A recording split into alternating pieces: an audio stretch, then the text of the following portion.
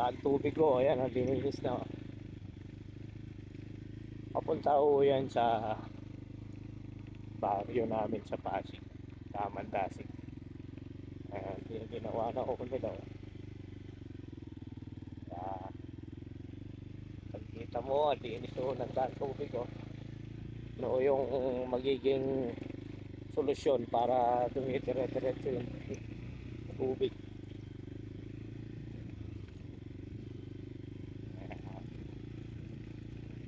Ayos eh. Pupuhuli na pala sila.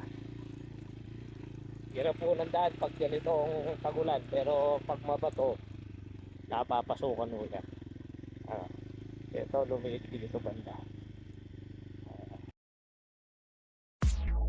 Daan tubig na sinasabi ni Tatagan. Pag ito na nalinis at nasadsad hanggang dun sa lugar nila, upa o mabilis yung tubig para bumaba. So puntahan ko sila. Ayun palang nagsasara eh.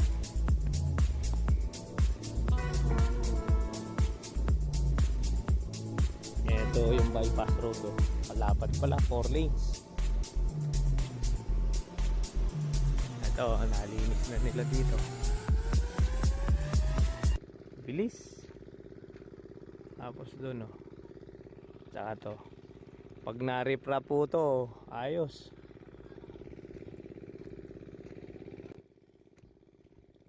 Ah.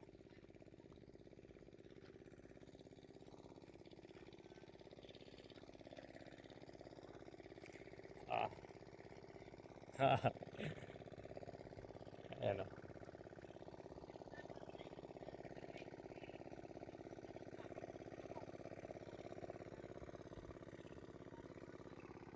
Maluwang.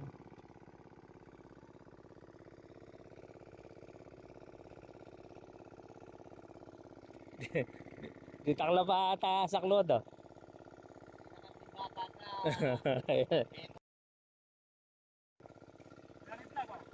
Ali, oh.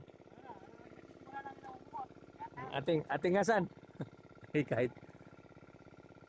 Alayo atay ka Dani.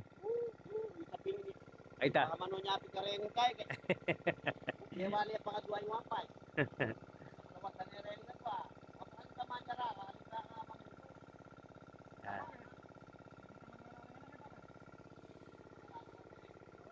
Beba mi apa ata danom. Beba mi danom.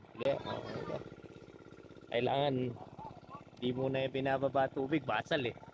Asal akop naman. Lumiit na yung pispan mo sa bypass, no? Okay.